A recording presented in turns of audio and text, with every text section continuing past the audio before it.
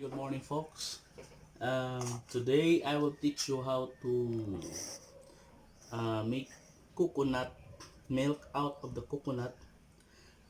So first we need to separate the coconut meat from the coconut. So all we need to do is this is the traditional grinder. We call it kaguran. We need it. We call it kaguran. So I already made one this is one each one piece of coconut. So I separate it already. So I already done the one piece. So in order to make it easy to remove the coconut meat from the coconut, we need to grind it first in here, the outer part. Just like this. Camera please this side. So like this. So in order to remove easily, we need to clear it in the outer side before going to clear in the inner side. Just like this.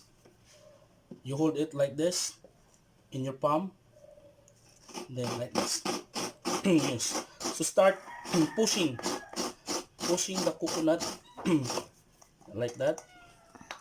You need to start pushing the coconut so slowly because this one here is sharp, so you might get wounded when you push it not in the timing. So you need to do in timing.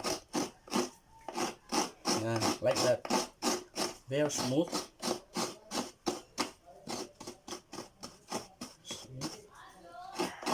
Ay, layo.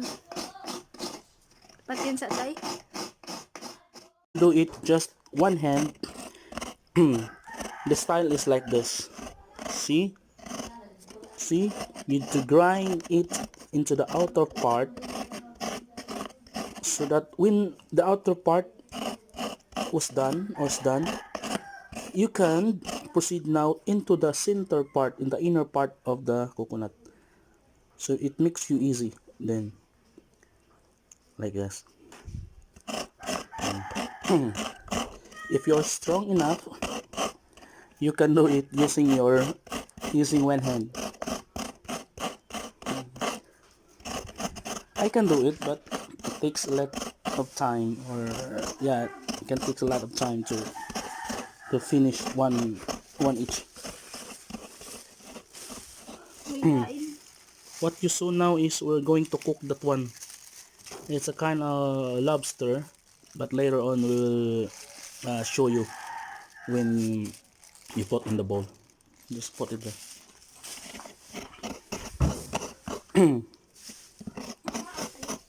I don't know.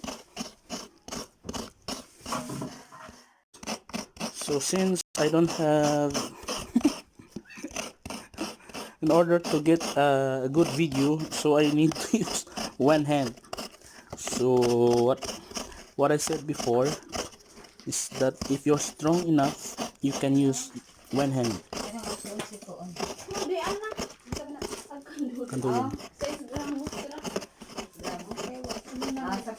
See? The outer part is almost clean. It's almost done.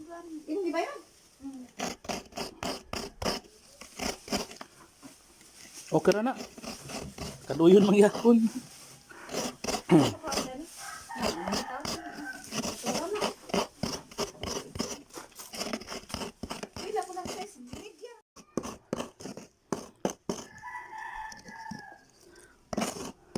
Now it's done.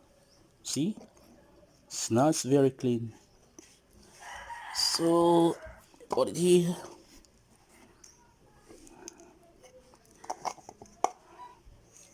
This is now coconut, the coconut meat that we separate from the coconut. Uh, we need this because we will make puto today. This is the one of the ingredients, the coconut milk. So later on I will show you how to remove this coconut that we separate from the coconut coconut coconut yeah, coconut milk. Ano, coconut meat. So later. So what I'm doing now is I'm squeezing the coconut milk order that the water will be removed. So I squeeze it very hard. So if you can see,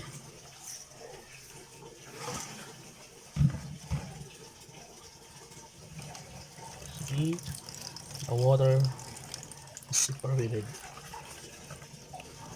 The coconut juice, water or juice, we call it what that? The gata. Yeah. So in order to remove the gata,